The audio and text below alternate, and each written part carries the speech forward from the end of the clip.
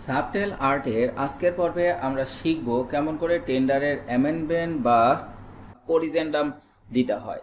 তো সে লক্ষ্যে আমরা প্রকিউরিং এন্টিটির আইডিতে লগ ইন করতে হবে। প্রকিউরিং এন্টিটির আইডি থেকে টেন্ডার ট্যাব থেকে মাই টেন্ডারে এসে আমাদের কাঙ্ক্ষিত যে টেন্ডারটি যেটাতে আমরা সংশোধন করব সেটা খুঁজে বের করতে হবে। তাহলে সে টেন্ডারটা অবশ্যই লাইভ অবস্থায় থাকবে। তাহলে আমরা লাইভে ক্লিক করলাম। এখন আমাদের টেন্ডার আইডিটি হচ্ছে 101483। এই টেন্ডারটিতে আমাদের অ্যামেন্ডমেন্ট বা করিজেন্ডাম দিতে হবে। তো সেই লক্ষ্যে আমরা এই ড্যাশবোর্ড থেকে টেন্ডারটিতে প্রবেশ করার পরে এখন দেখেন এখানে এই জায়গাতে আপনারা করিজেন্ডাম বা অ্যামেন্ডমেন্ট নামে একটি ট্যাব দেখতে পাচ্ছেন। তো আমরা এখন এই করিজেন্ডাম বা অ্যামেন্ডমেন্ট ট্যাবে ক্লিক করব। এরপরে দেখেন এখানে ফ্লোট করিজেন্ডাম অ্যামেন্ডমেন্ট বা অ্যাডেন্ডাম এরকম একটা অপশন আছে এবং যেখানে শুধুমাত্র একটিই অপশন আছে হচ্ছে প্রিপেয়ার। তো আমরা এখন এই প্রিপেয়ারে ক্লিক করব। প্রিপেয়ার করতে গেলে আমার প্রথমে অ্যামেন্ডমেন্ট বা করিজেন্ডাম টেক্সট লাগবে, যে আমার এখানে আমি কি করব বা কি সংশোধন করব বা এটা আমার উদ্দেশ্য কি, এরকম কিছু একটা টেক্সট দিতে হবে। তো আমি এখানে লিখব যে some changes are made in the TDS section. তার মানে আমি এখানে লিখলাম, দেখেন আমার অ্যামেন্ডমেন্ট বা করিজেন্ডাম টেক্সটে some changes are made in the TDS section. তার মানে টিডিএস সেকশনটাতে আমি কিছু একটা সংশোধন করব। তাহলে সেক্ষেত্রে আমি এখন এখানে সাবমিট বাটনে ক্লিক করলাম। আচ্ছা, এখন এখানে আমার এই সাবমিটে ক্লিক করার পরে যদি আমার এই টেন্ডারটা পাবলিশ হওয়ার 1/3 সময় অবশিষ্ট থাকে, তার মানে আমার এই টেন্ডার যদি 21 দিন পাবলিশের টাইম থাকে এবং আমার যদি এটা 14 দিন পরে, তার মানে 2/3 টাইম অতিবাহিত হওয়ার পরে আমি যদি এই সংশোধন বা অ্যামেন্ডমেন্ট করি, তাহলে আমাকে অবশ্যই ক্লোজিং টাইমটা চেঞ্জ করতে হবে।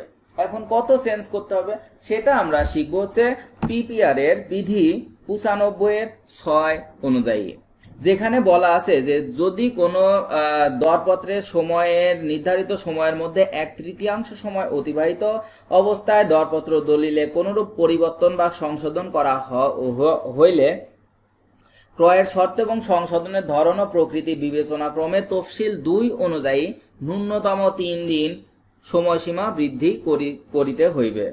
তো সেক্ষেত্রে আমাদের এই টেন্ডারটি যেহেতু 1/3 সময়ের কমই অবশিষ্ট আছে, সেক্ষেত্রে আমাদের এখন এই ক্লোজিং টাইমটা পিছিয়ে দিতে হবে। তাহলে ক্লোজিং টাইমটা এখানে 6 তারিখ আছে, এখন আমাদের এটা 10 তারিখ দিয়ে দিতে হবে। তাহলেই আমাদের এখন এটা হবে। আর এখানে যেহেতু আমি 10 তারিখেই দিয়ে দিলাম, তার মানে আমার লাস্ট সেলিং ডেটও বৃদ্ধি পাবে।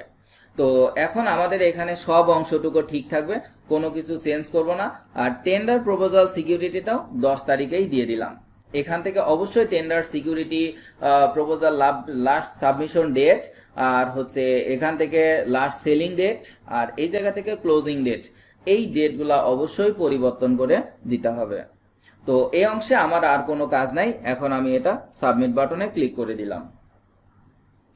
এরপরে দেখেন আমার অনেকগুলো যে অংশ আসছে, এখন আমাকে এটা ডকুমেন্ট সেকশন থেকে টিডিএস এ গিয়ে আমি সংশোধন করতে পারবো। তো যখনই আমি এই অ্যামেন্ডমেন্ট বা করিজেন্ডাম টেক্সট দিয়ে দিব, তখন আসলে আমার এই টেন্ডারে আমি যে কোনো সংশোধন করতে পারবো। তো তাহলে এখন আমি এখানে ডকুমেন্ট অপশনে ক্লিক করলাম। ডকুমেন্টস থেকে দেখেন আমার এই টিডিএস সেকশন, আমি বলেছি কি যে আমার টিডিএস সেকশনটাতে আমি কিছু চেঞ্জ করব। তাহলে এই টিডিএস সেকশনটাতে আমি এখন এডিট করব। এডিট করার পরে ধরলাম আমার এই কোয়ালিফিকেশন ক্রাইটেরিয়াতে আমাকে চেঞ্জ করতে হবে। তাহলে কোয়ালিফিকেশন ক্রাইটেরিয়া আমি এখন এডিট করব। তাহলে এডিট করার ক্ষেত্রে দেখেন আমার এখানে এখন required average annual construction turnover shall be greater than টাকা 6,90,00,000 আছে। তো এখানে আমি 7 কোটি করে দিব। এটাই আর কি আমাদের মেইনলি এর চেঞ্জটা ছিল। এভাবে যে কোনো চেঞ্জ সম্ভব, আপনারা এই করিজেন্ডামের মাধ্যমে কোনো টেন্ডারের যাবতীয় কিছু চেঞ্জ করতে পারবেন। তো এখন এখানে যেহেতু চেঞ্জ করেছি, এটা এখন আপডেট দিব, আপডেট টিডিএস।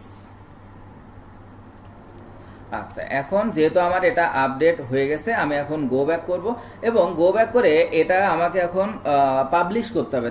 তো সেগুলোকে আমরা এই কোরিজেন্ডাম ট্যাবে ক্লিক করব। এখানে এখন আমাদের আপলোডেড ডকুমেন্টস, তার মানে আমাদের যদি এখানে কোনো ডকুমেন্টস থাকে এই কোরিজেন্ডাম বা সংশোধন সংক্রান্ত, তো সেক্ষেত্রে আমরা এখানে সংশ্লিষ্ট ডকুমেন্টটা আপলোড করে দিব যে আমরা এটা কেন চেঞ্জ করলাম তার ভিত্তি স্বরূপ। আচ্ছা, এখন আমাদের এই কোরিজেন্ডামটি কে অ্যাপ্রুভ করবেন তার জন্য আমাদের একটি ওয়ার্কফ্লো করে দিতে হবে। তাহলে সেই ক্ষেত্রে আমি ক্রিয়েট অপশনে ক্লিক করলাম। এখন আমি এর ওয়ার্কফ্লো করব। তাহলে এখন আমার এখানে রিভিউয়ার থাকবে 0, কোনো রিভিউয়ার থাকবে না। তো সেক্ষেত্রে আমি 0 দিয়ে সাবমিট দিলাম। এখন যখন এই কোরিজেন্ডামটা আমি দিব, তখন কোরিজেন্ডাম মূলত যেহেতু টেন্ডার আহ্বান করেন পিই প্রকিউরিং এন্টিটি, এই টেন্ডারটির সম্পূর্ণ ক্ষমতা তার, এজন্যেই এই কোরিজেন্ডামের জন্য ওয়ার্কফ্লোতে ইনিশিয়েটর হবেন হচ্ছে পিই এবং অ্যাপ্রুভারও হবেন হচ্ছে পিই। তো এটাই আসলে আমাদের কোরিজেন্ডামের ওয়ার্কফ্লো। তাহলে এখন আমি সাবমিট অপশনে ক্লিক করলাম, সাবমিট।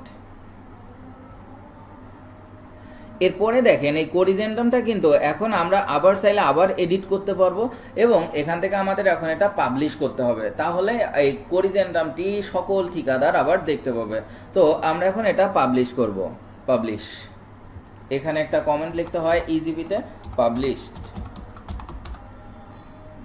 আচ্ছা, আর এখান থেকে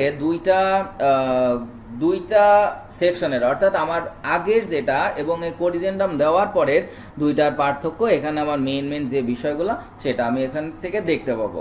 তো এখানে আমার আগে লাস্ট সেলিং ডেট ছিল হচ্ছে 6/8, এখন হলো 10/8। এভাবে আমরা এই অংশগুলা দেখে আমাদের ওকে থাকলে আমরা পাবলিশ বাটনে ক্লিক করে দিব, পাবলিশ। তাহলে দেখেন এখন এখানে লেখা আসছে যে অ্যামেন্ডমেন্ট ওয়ার্ক কোরিজেন্ডাম ইস্যুড 1, তার মানে আমি একবার অ্যামেন্ডমেন্ট বা কোরিজেন্ডাম করেছি। এভাবে আপনারা চাইলে অ্যামেন্ডমেন্ট করার মাধ্যমে আপনাদের টেন্ডারের যে কোনো ভুল সংশোধন করতে পারবেন, তবে অবশ্যই টেন্ডারটা ক্লোজিংয়ের আগ পর্যন্ত সময়ে। তো আশা করি সবাই বুঝতে পেরেছেন। যদি কোনো সমস্যা থাকে বা কনফিউশন থাকে তাহলে অবশ্যই কমেন্ট করবেন। সাবটেল আর্ট চ্যানেলটি সাবস্ক্রাইব করে সঙ্গে থাকবেন। সবাইকে ধন্যবাদ।